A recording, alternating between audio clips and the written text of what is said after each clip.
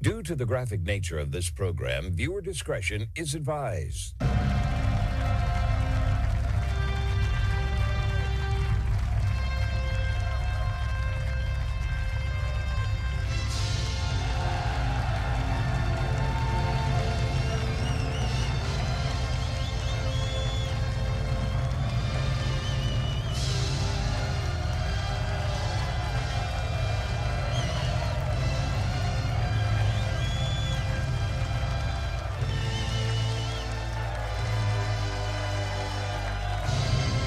Hello, everyone, and thank you for tuning into today's broadcast. It's the Wednesday, August 19th, 2026 episode of the Marco Geray Show, the only show where the facts are facts and hard truths thrive. Let's kick off our midweek show, everybody.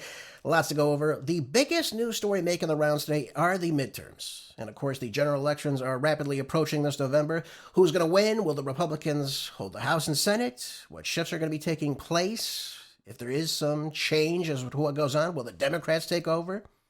What is the caliber of the candidates now running for office? The baby boomers are now beginning to fade out. That's what's on everybody's mind right now. I know I'm wondering how things will turn out for the Republicans this fall.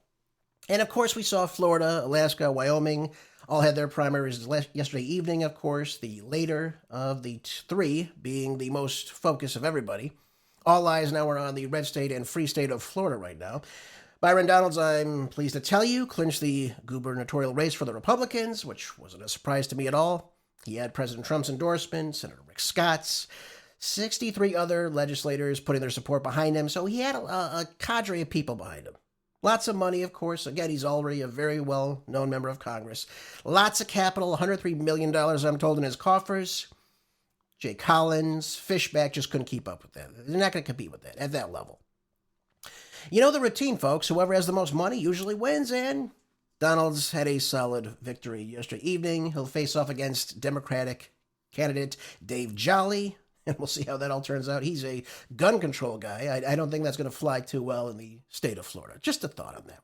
I was pleased to see Harriet Hageman win her primary, likely to continue to hold her seat in Wyoming. I like her. I like that she succeeded. What's her name? Liz Cheney, well, we all forgot about her, and I'm so glad about that. The name rarely comes around anymore. What's she doing now, folks? Oh, nothing, of course. I like Harriet Hageman. I hope she continues to lead in the state of Wyoming. The U.S. Senate seat, though, in Alaska between Dan Sullivan and Mary Peltola will probably be a close one, I'd have to say. We see the Democrats in Alaska becoming more competitive in the statewide elections. Never forget, Peltola was the one that knocked off Sarah Palin back in 2022. I was not expecting that. So don't count her out. Don't count out what Democrats can do, even in a state like Alaska, where Trump is fairly successful and fairly seen as positive. Things can change over time, especially in the cycle that we're in right now. So don't count anybody out just yet. I was a little surprised, though, to see inside Florida's U.S. Senate race has a card-carrying member of the Democratic Socialist of America running this fall now. Let's take a look at this race because this one is going to be up front and center now. This progressive, if you want to call her that, Florida State Representative Angie Nixon, who, again, is a declared member of the DSA, wasn't endorsed by the national organization, but she was still able to topple over Alexander Vindman, who rose to prominence, as you'll remember, during the 2019 impeachment hearings over Trump and what was taking place with Ukraine. He was one of the people front and center about it. He was always in his uniform, of course. And it looks like she beat him handily. And now she's going to be facing off against sitting Senator Ashley Moody for the final 2 years of Secretary of State Marco Rubio's Senate term that he gave up to her. So now she's going to be running now against this other woman. So it's going to be interesting to see how this all turns out. Again, I don't see Florida shifting in the way that, you would see in like a Michigan or Wisconsin. It's not that state, at least not yet. But I do want to say something about this. This is very, very crucial. We've got to take a look at what's happening right now. Even in a state like Florida, where you're seeing a solid Republican governor, Ron DeSantis, implement just basic policies, freedom, if you will, which he was very popular for because of how he handled COVID and what have you. And everyone was going to Florida saying, listen, we're done with these draconian lockdowns. The state just trampling over us. We want to go to a freer state. Let's go to Florida. Sunshine, beaches, you name it. Oranges. God, who doesn't want that? But the big takeaway is the freedom. And yet the Democrats in this state, as a whole, as a collective, statewide, decided to elect this woman. Again, a member of a front group for the Communist Party. That's what it's all about. And that's the biggest problem with all of this, folks. I think, really, when I look at this, I say to myself, how in a state like this could they have somebody who is so out there running against, in the Democratic seat? You would imagine they would put in somebody who would probably be more like a centrist, or at least run as a centrist, not somebody who is a declared member of the Democratic Socialist of America, which is nothing more than communism. That's what it comes down to. She's a communist through and through. And we have to be aware of these terms for people when they call themselves a Democratic Socialist. What they really mean to say is that they're a communist. That's what it all comes down to. And that's scary coming from a state as red as Florida is. Now she's coming out again, the same old terminology, the same old policies. They never change. What are they? Medicare for all. So single payer system. So, ladies and gentlemen, if you would like Florida's healthcare to look like the DMV, again, vote for this woman. I'm not telling you who to vote for, but I'm just telling you that's what it'll end up being. That's what Medicare for all is. The government-run healthcare, everyone pays into a system. Sounds nice, never really works out that way, though. So again, if you'd like the DMV's service, hey, go for it. You can sit in line. Maybe you can get there, at 4 a.m., stand in line. Maybe you see a doctor by 3 p.m. if you're lucky. Yeah, I don't think we want that in America, folks. Certainly not in Florida. $25 federal minimum wage. So in other words, let's start pricing out small businesses as in terms of who they can hire. I've told you this before. Minimum wage is one of the most discriminatory pieces of legislation any single candidate can actually put into effect. Why is that? Well, the reason is because a lot of these businesses, even small businesses, let's say when a young teenager is coming up and they want to get into the workforce, maybe they want to make some extra side money. No business owner is going to say, you know what? You're 15, 16, you're worth $25 an hour. Let me pay that for you right now. They're not going to do that. I remember my first job, I think I made maybe $5 an hour. I think I was 14 years old at the time. I worked like a day or two a week, worked a couple hours, made $5 an hour. It was some change in my pocket. But it allowed me to get some responsibility as to, first of all, can I follow directions? Can I show up on time? Can I do the job I'm supposed to do? And I get something from it. And I learned a little bit about business in the process, how things work. Can you work as a member of a team, if you will? Somebody asked me to go do this. Can I go up and start doing that? You're learning skills, you're learning commands, you're learning how to deal with people. These are all very, very important traits for anybody, especially a young teenager, to start having. And you become more personable and you gain more responsibility. And you say, okay, do I really want to wash dishes or buzz tables or do X, Y, and Z? I don't really want to do this, but I like the other aspect of this business model. So that just totally wipes out any young teenager from having the ability just to get a job a couple days a week, because now you have this federal minimum wage law on effect in the state. This isn't a federal minimum. I mean, she's about that, of course, but this is what she's pushing on everybody else. This is the problem. This is the problem here. Free child care. Okay, so everyone's going to pay for everybody else's child care. Apparently, folks, how's that going to work out? It's never been implemented yet. Mom Dummy in New York City is struggling with this right now. National rent freeze. So I guess across all 50 states, we're going to have a rent freeze. You can't raise your rent now. You'll do it whenever she decides you are able to. And what does that do to the quality of housing?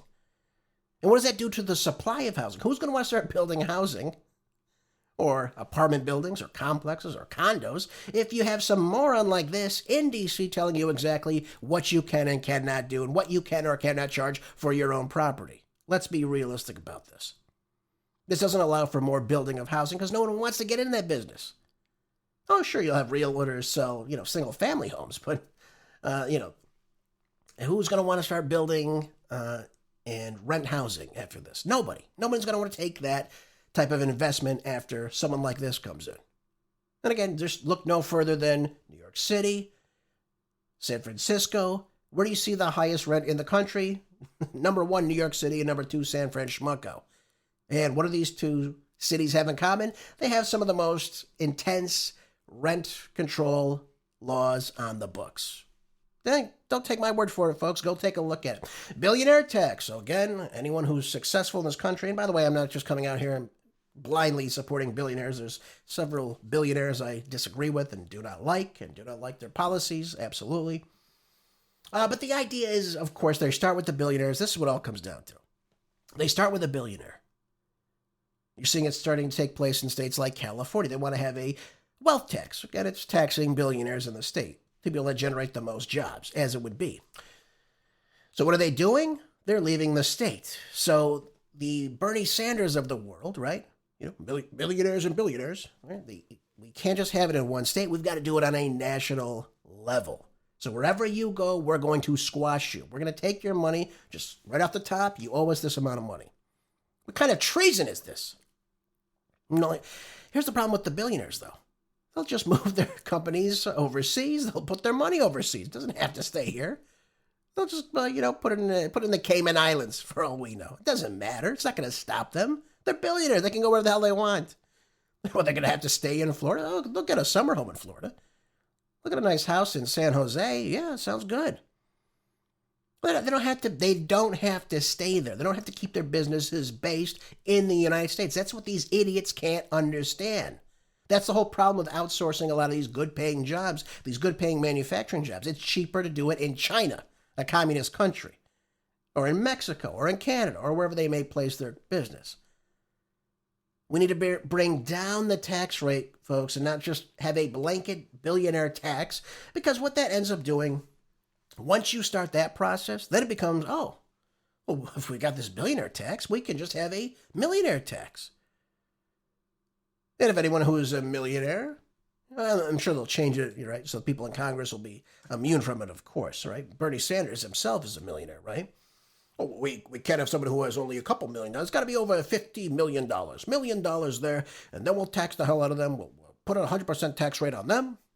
That's how it'll work. I'm Bernie Sanders. Again, I've never produced a damn thing anybody wanted, but I know how to tax your business to make everything else better. Now, listen, folks, we take in more tax dollars today than we ever have before. It never leads to this idea of redistribution of wealth. It never happens that way. I know it sounds nice, but it never ends up working out. We know this to be true because people are struggling right now. So if taxing people to death was the answer, we would have certainly achieved this long ago, folks, much long ago. So billionaire tax, not going to be too good for the rest of the country, and it's going to end up killing business because, again, the people that have the money, they will leave. Just like the billionaires in California will simply just leave. That's all they'll do. They'll have their home, their second house, if you will, in the state. They can go wherever they want, but they won't keep everything based in California. That's what it comes down to. It's not going to work.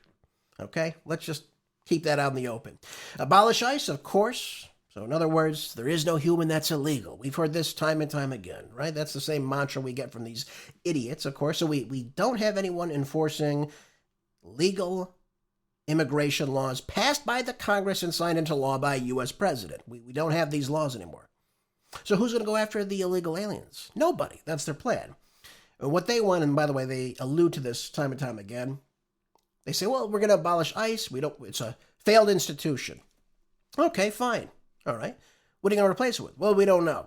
We don't have an idea. Nothing. Okay, nothing. What does that mean then?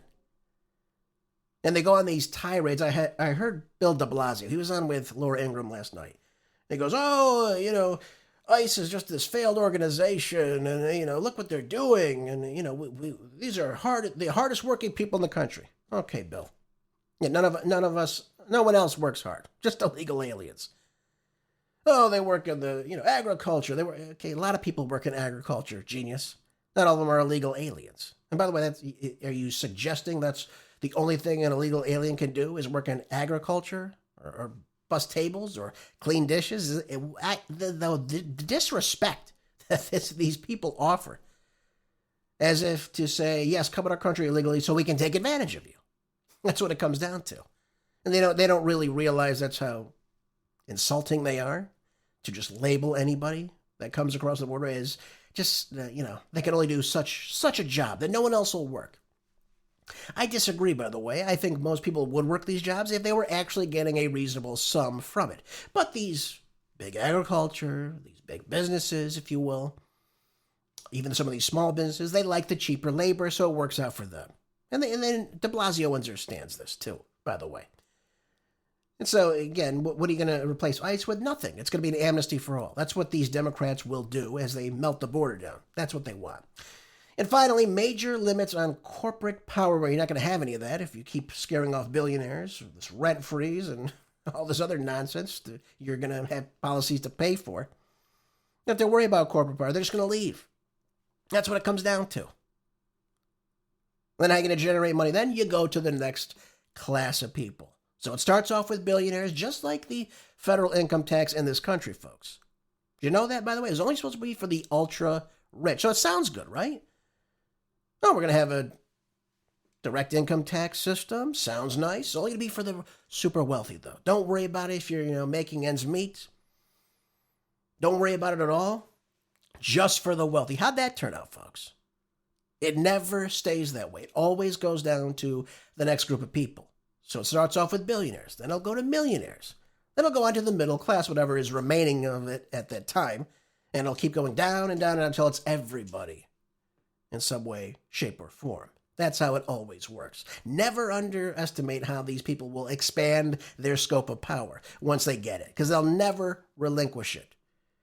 In fact, we really see this throughout history, when we have a group of people relinquishing the power that they can wield. We've really only seen it a couple times. The latest, of course, I would say, would be our American Revolution, folks. I mean, we could have had a King Washington. He could have decided, hey, I'll be a king. I'll be royalty. I'll just sit here as long as I want. Oh, sure, I'll have this Congress behind me, but I'm really the one that makes all the decisions. They didn't want that. They put the power in the hands of the people, the electorate, if you will. And again, we never really see things like this, certainly nothing in modern times, ladies and gentlemen, where we have people relinquishing their power to give it back to the people. Rarely in history do we ever see that. And these Democrats today who run on this idea of democratic socialism, they make it sound like, for instance, you have a say in what they want to do. Well, you don't have a say in this. What, are they all going to vote on $25 federal minimum wage? Of course not. Are we going to vote on free childcare? Of course not. Bernie Sanders is already there. When is he ever asked to run for a vote of the federal government able to do this or not? He never does. They never do, and they never will. It's a facade. It's communism. They get elected, they stay in power. It's the way it works, folks. The way it works. So this Angie Nixon is no different. I think there's only one thing I agree on that she's ever said. When she was on the... she's a state representative right now, I do believe. And she was on the floor, and the only thing she said I agree with, is that she said we need to stop what's happening inside of Gaza. That's the only thing I can agree with her on. Everything else is insanity. I can't get behind any of these other policies. So I guess at least she supports something positive. But the rest of this, folks, is just insanity. It's never going to work. Never works, and it will continue to crush the GDP in this country, and of course, especially small businesses in this country. And by the way, I'm sure she's just getting started with what she wants to do here. That's just the starting point. Keep that in mind. That's the starting point for people like Nixon. Yep. So that's that. I can't believe we're seeing that in Florida, though. I really can't believe we're seeing that. Oh, by the way, Moskowitz won. I saw that. Yep.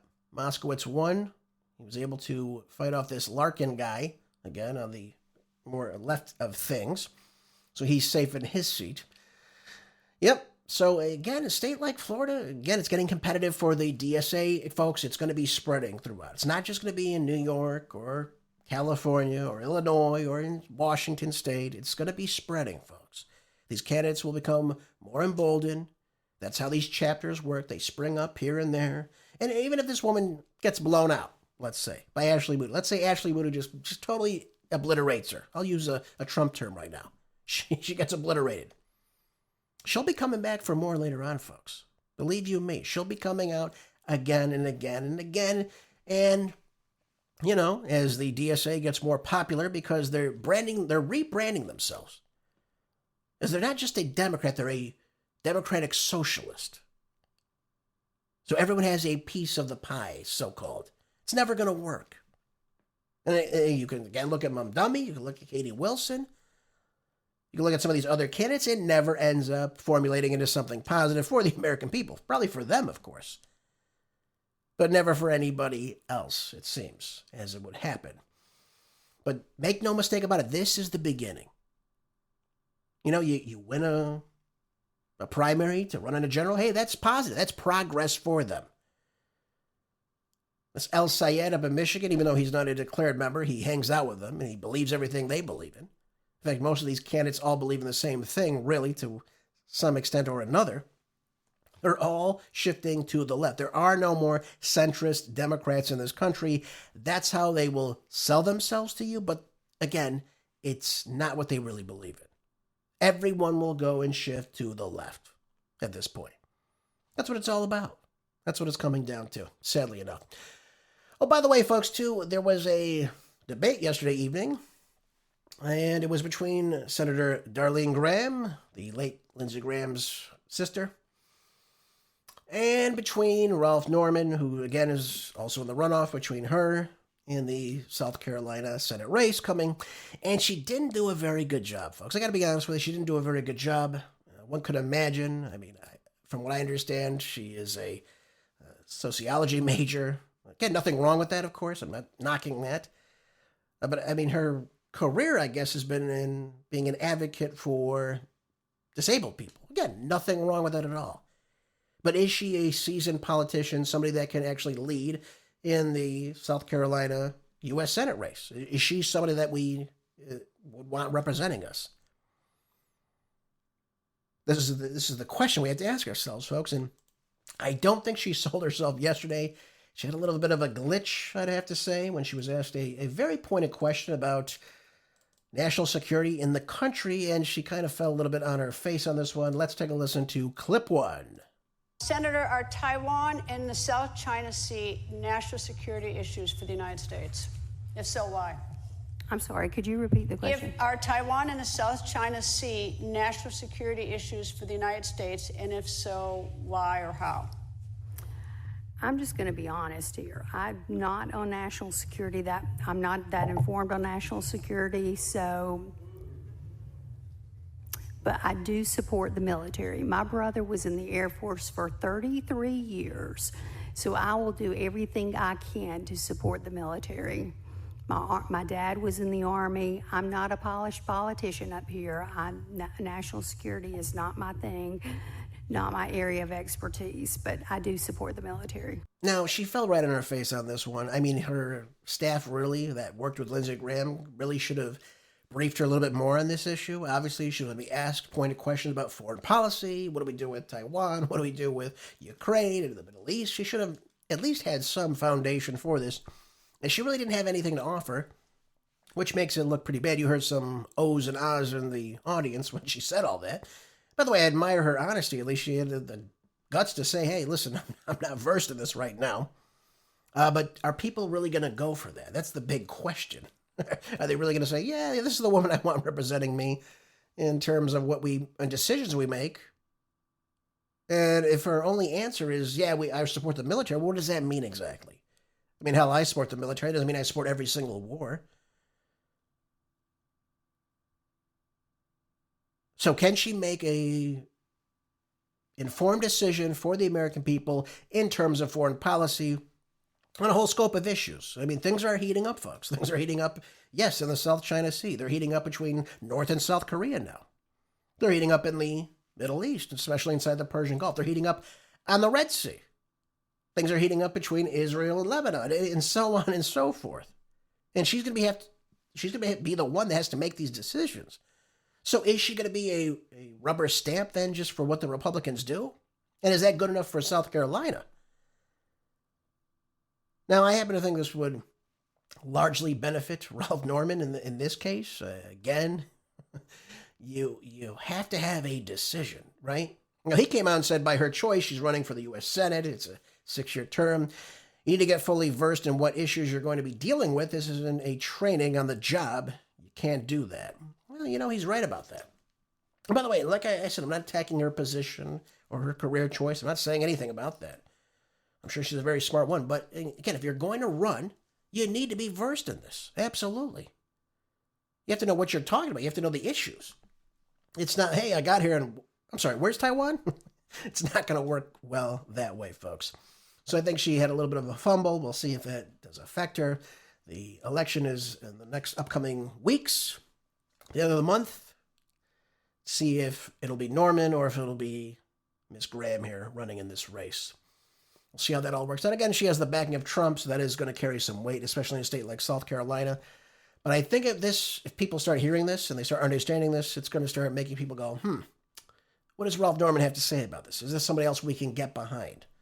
And by the way, too, is it time for a little bit of change in South Carolina? We had Lindsey Graham there for how long? Since 2003, the last 23 years? Now, folks, this is what I believe, and I'm not trying to say anything bad about Lindsey Graham, but he was a war hawk. That's who he was, all right? Up until his final days on this earth, he was all about fomenting and starting more wars. That's just who he was. He never saw a war he didn't like. In fact, this was one of the last things he ever said publicly. Take a listen. I'm pleased to announce, as of about 30 minutes ago, we've reached agreement with the White House on a version of the Russian sanctions bill that they will support. It means it's going to become law. So when I get back to Washington, I'm going to go with Senator Blumenthal to the Republican and Democratic leader to see if we can find time to move this Russian sanctions package that would give tools to President Trump to help end this war. Now, this is just stupid. He's going to put more sanctions on Russia to try to defeat them economically, I guess. I think that was the next step in this war, because we're not aiding and abetting the Ukrainians in any meaningful way because, folks, if you look at it, they're losing. They've been losing this entire time. This 4.5 years plus of this conflict has just been draining the Ukrainians, been just depleting their resources. Right now, Russia has their 2 major ports in the Black Sea now completely shut down. So now they can't even export like they used to gain revenue to buy some of these weapons that they've been getting from the U.S. and other NATO countries. This is a bad move. Just on a geopolitical standpoint, and let me tell you why. I was listening to Brandon Weichert yesterday, a very good geopolitical strategist. And one of the things he was saying yesterday to Robert Barnes, he said, we should be working on diplomacy with Russia, not this war.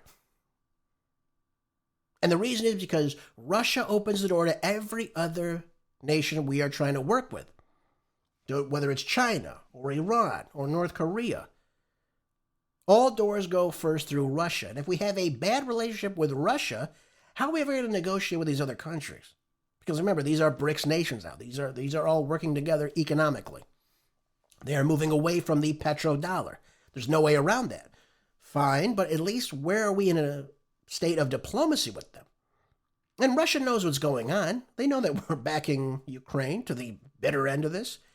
Now, if we start slapping on these sanctions in order to tear down their economy, how are we ever going to have diplomacy with them, folks? Bad position to have, bad position to hold. And by the way, it just shows Putin, it shows Lavrov, the other members inside the Kremlin, that the U.S. isn't serious about peace.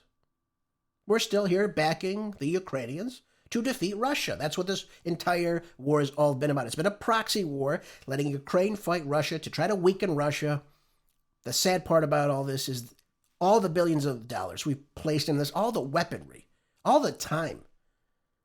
None of it at all has deterred what Russia has been doing. Sure, Russia's taken hits, Russia's taken casualties, no doubt about that. But it's not stopping their advancement. This war could have been over in a month. Joe Biden, Boris Johnson did not want that. And as time goes on, we've seen the deaths of at least over 2 million Ukrainians, folks. And for what? For what? What was the purpose of this?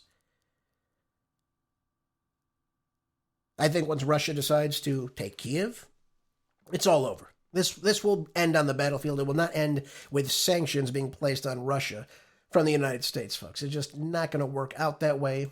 I've got to tell you, we could think that the sanctions are going to be beneficial. It hasn't been in the past, so why would we think that now? Just like the sanctions on the Iranians. It's not going to work, folks. It's not going to cause the government to topple. It's not going to cause them to capitulate. They are in this for the long haul, just like the Russians are. Putin, I think, is understanding, though, he's got to get this finished sooner rather than later.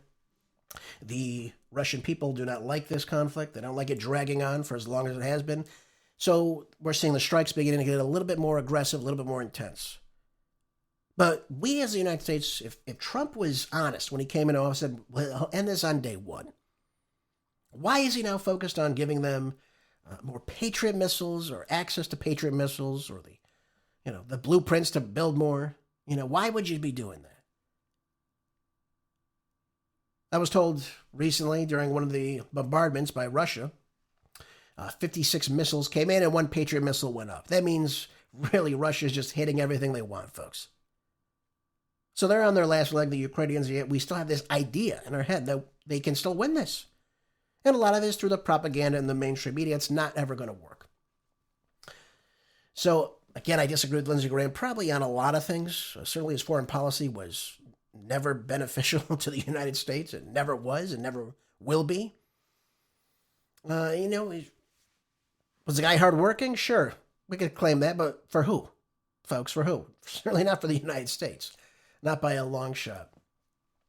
So I was, when I heard this question, again, folks, Taiwan itself is moving closer and closer to themselves wanting to just have this reunification with China as it is. We've taken arms from Taiwan and from South Korea just to fight this war because we don't have the right munitions to continue to fight against Iran. And that's what all this is about. More war, more war, more war. That's all this leads to. How about some diplomacy for a change? How about some peace for a change? How come no one on the mainstream media ever talks about peace? Let's negotiate peace, long-lasting peace, free trade with the world, not more endless wars. You seldom ever hear that, if you ever hear that at all. And by the way, folks, I saw this in the Times of Israel. I want to talk about this and shift things over here for just a little bit. Very, very important stuff, if this is true, by the way. And it says here that the U.S. Defense Department is now considering pulling back troops from the Persian Gulf following damage to its presence there during the ongoing war with Iran. This is coming directly from the Washington Post. I don't know if we can believe this or not. But if true, this is a step in the right direction. I don't think that's true. Trump just came out the other day and said that the USS George Washington is heading to the region. So unless it's turned around, it seems like we're keeping things as the status quo. I mean, if I saw the naval blockade beginning to leave, then I'd be happy about that. I'd say, okay, great. This will work out in the long term. But it seems like we're continuing on as this war continues to foment even worse. We're not even having talks with the Iranians right now. We should have already done this. We completely neglected and abandoned the Memorandum of Understanding. That's just null and void as time goes on. But the Iranians have kept their position. They've said, listen, these are our negotiations. This is what we're negotiating on. So until you negotiate with this framework, we're not talking to you. It's over. Now, I've told you many times, folks, I said the Iranians are going to want things up front now. So in other words, if we're going to sit down with them and speak and discuss peace between the two countries in the region, they're going to want this money up front from the frozen assets. They're going to want the money for reconstruction. They're going to want to see that the U.S. naval blockade is gone. They're going to want to see the war in Lebanon that Israel's waging right now as I'm talking to you is over. And until some of these things actually come together, they're not going to talk to us. It's just not ever going to happen. And Trump can come out and say, the Strait of Hormuz is going to be a U.S. territory. I mean, give me a break. folks. It's not going to happen. We can't even open it up militarily ourselves. How the hell are we going to control it 6,000 miles away? How would we do that? It's not going to happen. And it also violates international law, too, because it's their territorial waters. That's what it really comes down to, them and Oman. That's why he's threatening the Omanis right now. Again, an ally of ours. Why he's doing that is, again, beyond me. This is going to go down as one of the biggest blunders in U.S. military history. This war with Iran. And Trump only has himself to blame for this. He took Netanyahu's advice. He took David Bernays, his advice. Why? I have no idea. But he owns this, folks. He owns this war. He owns this inflation. He owns this oil supply chain issue we're having right now. And will continue to have as time goes on. By the way, folks, oil today, just since we're on the topic, why not talk to you about it right now? $92.16 for Brent crude, up 1.25% today, folks. West Texas Intermediate trailing just a little bit behind at $86 a barrel. I thought he said oil prices were going down. The price per barrel is not going down. It's all going up. It's continuing to escalate. It's only going to get worse, folks. And when I told you a couple weeks ago, once it stays over that $100 per barrel range, it's going to get much, much worse in terms of the economy. And, of course, the rebuilding of the economy. Just a slow escalation into the inevitable, folks. That's what it's all about. And Trump doesn't care. He doesn't seem to care. He said he's not going to apologize for the war. Okay, well, then you own it. You own every little bit of it. And yes, it will greatly affect what happens in this midterm election. Absolutely. So now what they're trying to say, though, let's get a load of this. This is amazing to me. One option they're talking about in this report is that the U.S. moves its troops and the bases further west because, again, all the bases in the region have been completely destroyed. They're inoperable. So they want to move everything to Jordan and Israel. Really? Now we have American refueling jets stationed in Israel throughout the war. Okay, fine. So now are we going to suggest that while Israel is fighting in Lebanon, Israel is fighting inside Gaza, that we're now going to keep all of our jets and our troops inside of Israel and in Jordan where they've already been hit? The Iranians can still hit these areas, folks. So what benefit does that for us? It seems a little bit foolish. I think you'd agree with me on this. U.S. Defense Secretary Pulp Fiction Pete Hegseth has not ordered a formal review of the question, but is now exploring the idea by the Pentagon's Policy Office and U.S. Central Command, again, according to the report. Normally, about 40,000 U.S. troops are stationed all throughout the Middle East. The biggest American bases are in the Gulf. Well, they were in the Gulf. They're not going to be there for much longer, as we see our presence, again, beginning to decrease overall. Now, this could mean that a lot of these Gulf Arab states, Saudi Arabia, Qatar, UAE, have said, you know what, we've had it. Your bases are on our nation, our soil. You haven't done anything to, again, prevent us from getting struck. You've kind of left us out here with nothing. Now, our economies are struggling. Your bases are destroyed. Why do we have you here? What's the purpose of this? It's certainly not helping us. It's not even helping you. So I think what you'll see is a dramatic shift in the next year or so. You'll see the Gulf Arab states tell the United States nicely to get the hell out. I think that's what's probably going to be the end result of all this. Over $100 billion in destroyed military bases, the depletion of our munitions, and of course, our presence in the region just completely gone. That's what it's going to come down to. Yeah, of course, maybe Jordan still has us. Israel will still have us, but that's about it. So you're seeing, folks, right now, a drastic change in terms of the U.S. hegemony all throughout the Middle East right now. That's what's happening right now. It's all being restructured, whether we like it or not. And again, Iran is becoming the victor of this war, and their presence in the region is going to grow. And their membership in BRICS is going to grow. The trade that they have in the region, it's going to grow, and they will benefit from it because they will charge tolls for everything that comes out of the Persian Gulf, and they're going to get very, very wealthy off it. So they'll rebuild, folks. They'll regain. And what do we have to show for this? That we just gave more power over to the Iranians? Because they didn't have a lot of power in the region on February the 27th of this year, folks. Yep, Trump is, I don't know how the history is going to write this. Certainly how he's going to write this himself. But I don't think history will look back very kindly on this entire war and how it's been conducted. Not by a long shot. So I'm interested to see if we actually do decide to pull troops out of the region and diminish this blockade. That would be a good thing. That would at least get the process of healing in the region, of course, opening up the strait, which the Iranians right now have said it's closed. Only to a select few ships that they allow to come through are getting through. Traffic is greatly diminished as time has gone on. And by the way, they've said, if you're aiding and abetting the U.S., you're not getting through.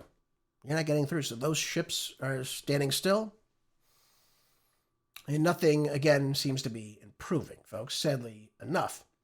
Let me give you a little purview about what's happened in the last couple of days. There's been some attacks. Again, the Emirates are saying the Iranians have attacked their vessel. We see, obviously, greater problems between Israel now attacking inside of Syria, Turkish troops inside of Syria. It's a mess, folks. It's a mess. Let's take a listen to this. The UAE condemning Iran today for 2 ballistic missiles that they say were fired towards their territory. Iran denies that they launched those missiles, and the UAE says that they believe that they were targeting maritime ships. As a result of all of this, the Emiratis say they're cutting off trade with Iran, effective immediately. They put out a statement saying, in light of regional escalations that undermine regional and international peace and security, all trade, commercial exchanges, and financial transactions with Iran have been halted until further notice. That's not the only source of regional tension. If you look at the last couple of days here, these 3 confirmed attacks on ships: Saturday in the Strait of Hormuz, Monday in the Bab el-Mandeb Strait, likely belonging to the Houthis in Yemen, an Iranian proxy. And then Tuesday, you had another attack in the Strait of Hormuz there. This continues to be the means in which Iran and their proxies have tried to put pressure on global markets. At this point, President Trump says there are no plans for further negotiations with Iran. The only talks that are taking place are between Iran and Oman on reopening the Strait of Hormuz. Yep. So there's no talks about opening up the strait. And now we have Israel telling the Trump administration that in the recent strikes on a Syrian airbase was aimed at preventing Turkey from having a military buildup in the area. So are we really going to have the Israelis attack a NATO country? Ladies and gentlemen, do I need to explain to you how awful that would be if Turkey were to wage war on the Israelis? Well, that would not be good. That wouldn't be good at all. But we've seen this time and time again. Look what Israel's doing in the region. Bombing in Syria, bombing in Iraq, bombing in Lebanon, bombing in Gaza, bombing at the Houthis in Yemen. I mean, it's just on and on and on, this escalation of conflict. All, of course, in the guise of self-defense. Never seems to be working out for them. This is an interesting one, though, because Trump is very close with, obviously, Netanyahu. He seems to be taking a liking to Ahmed al-Shara. Al-Jilani was his name prior to this. New elevation as president of Syria. The head and hand chopper of an al-Qaeda group. Hayat Tahrir al-Sham is the group, is what it was called. It was an offshoot of al-Qaeda. This guy killed Americans, and then Trump has him in the White House, talking about how great he is. David Petraeus. David Petraeus is idiots. Yeah, that's what his name should be. Talking about how great of a guy he is. Really? This guy killed Americans. And we seem to be taking fondly to him all of a sudden. I don't know why. Probably because he'll play ball with the United States. That's what it comes down to. So this is a bit of a turmoil right now, folks. This is not good. Because now you have Israel attacking Turkish troops in the region. And Turkey is a part of NATO, which again, I don't think I need to tell you, Article 5, attack on one country is an attack on all. So if Turkish troops are killed in the region and Erdogan decides to, attack on Israel, this is not going to go over well. Not by a long shot. But I understand what Netanyahu's doing. He wants to make sure that his progress is never going to be threatened. So that's why he doesn't want Turkey in the region. That's why he doesn't want Turkey and Saudi Arabia and Pakistan to come together, because now we have alliances formulating in the region, and of course the Abraham Accords are as dead as can be. That's why when Trump was talking about getting various countries now to join onto the Abraham Accords like Saudi Arabia, I said, well, for what? I mean, they're dead on arrival. It's dead. It's gone. It's not going to work. Certainly not, I don't believe so. So, again, I don't know what Netanyahu really wants to achieve with all this. We're seeing again, this is very close to the Turkish and Syrian border. Nothing good comes from this, folks. Nothing good comes from this at all. I imagine Erdogan is going to be speaking with President Trump very soon. Netanyahu will do exactly the same. It says here that the White House didn't even respond to a request for a comment on this. But a Turkish official obviously had some pushback against the Israeli claim, saying there was no Turkish presence at the airbase and that Israel is now inventing pretexts to bomb neighboring countries to destabilize the region. So we see things now heating up between Turkey and Israel. Again, I don't think this is going to lead to anything positive. Why? Because, again, where do they get all their military capacity from? The United States. So we're giving arms to another country that is now attacking a NATO country and their bases in the region? Or their troops in the region? I mean, this is what's happening right now. This is going to lead to, again, more unrest in the region, folks, and nothing ever seems to change. Yep, folks, that's why I'm a George Washington Republican here. No foreign entanglements. That's what it's all about. No foreign entanglements. And I know now why George Washington said that, because look where we are now. Oh, we've got to back this country. Now we've got to back that country. Oh, we gave arms to this country who's attacking that country we're supposed to be in good relations with.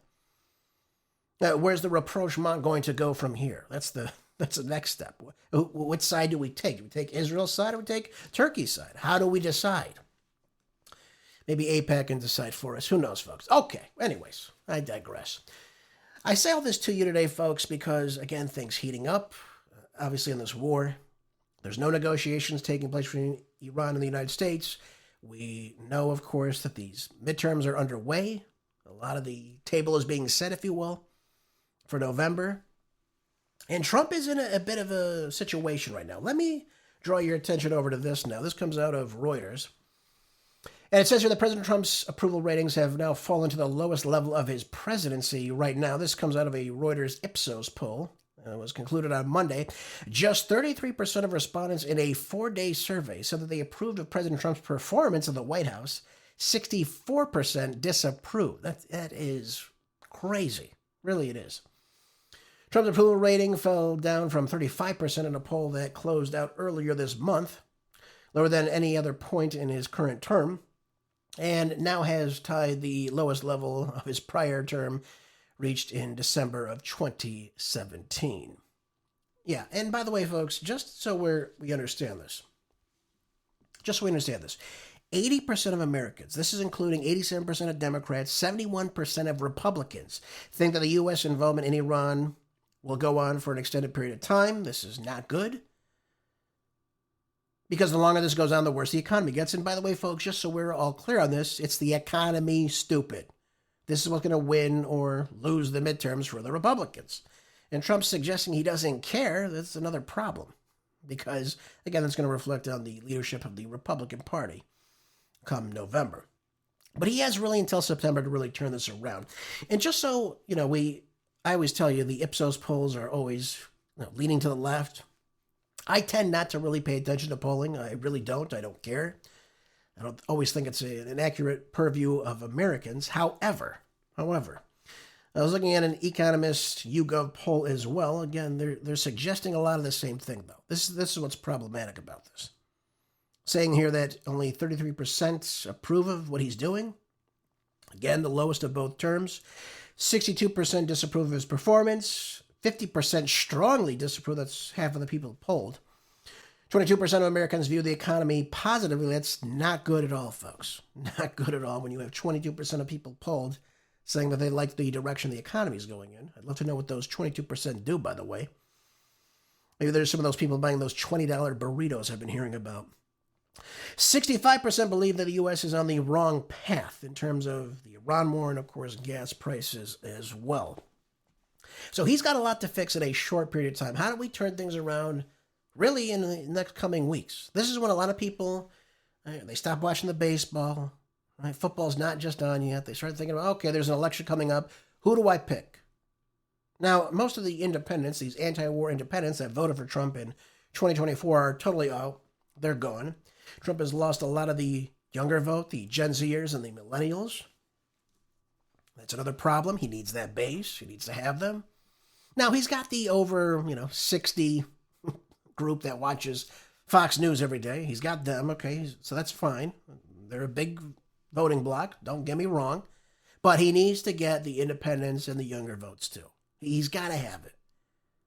And he just doesn't have it because a lot of the younger people are now shifting over. They're now intrigued by the Democratic Socialist of America. Not a good thing. So with this war going on right now, right, with the tensions rising, Trump has not yet backed out, or certainly hasn't claimed he has yet. We're looking at a lot of dissension going on between a lot of the younger voters and the status quo right now. And it all points to Trump. So when he gets out and he says he doesn't really care about the midterms, he doesn't care about the gas prices, when he comes out and says it's worth the cost of ensuring a very evil country doesn't have a nuclear weapon, it's a bunch of nonsense. Bunch of nonsense. This is one of the worst rationales I think he's ever made, too. How many times are we going to hear we're paying higher gas prices to stop this country from having a nuclear weapon? How many times do we have to hear this nonsense? Again, none of it's true, by the way. They don't have a nuclear weapon. They never did.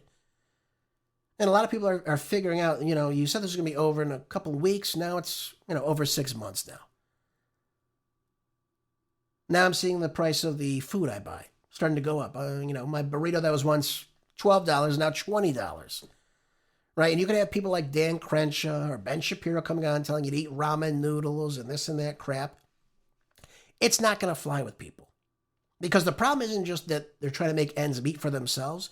The problem is you have caused the issue. Because those prices were not that high prior to this war.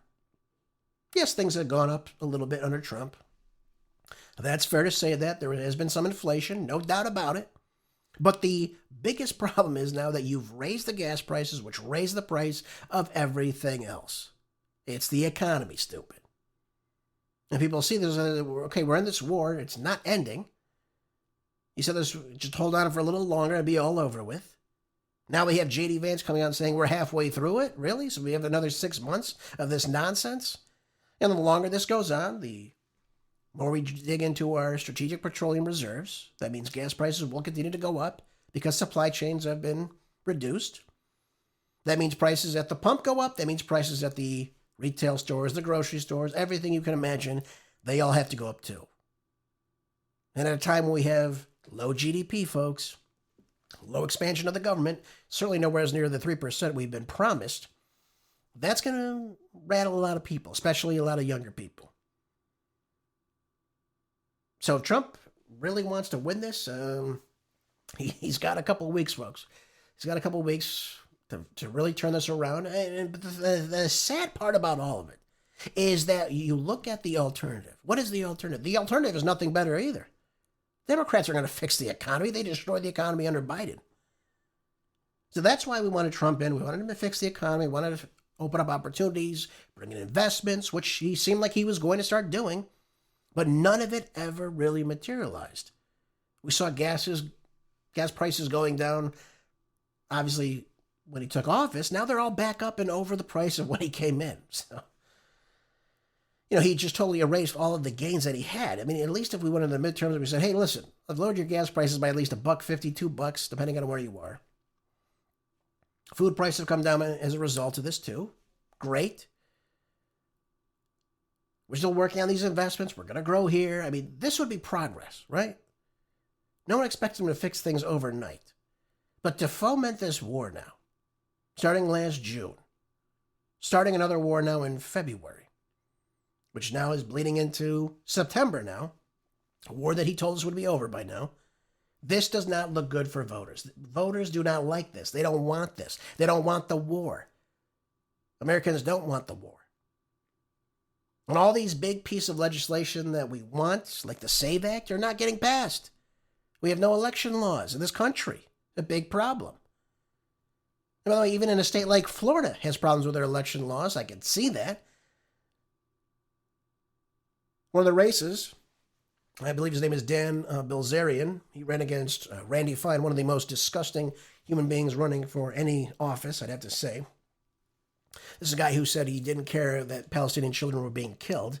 inside of Iran. A disgusting human being. Doesn't even belong anywhere near any elected office. I'm going to elect this guy to serve me food, a cafeteria, let alone serve in the Congress. Anyway, Bilzerian posted, I believe the 27% of the vote was in. And by the way, you can go look this up too. You can follow him. 27% of the vote was in. I think he had 8,100 votes, something in that range. Another 15% came in. He was down by 2,000 votes. He had like 61 or 6,200 votes. How do you lose votes as 50% of the vote comes in and he's, 2%, maybe 2.5% behind Randy Fine? How do you lose votes like that? And of course, they called it for him soon thereafter. We've got to have voter integrity laws, even in red states like Florida, folks. We have to have it across the board.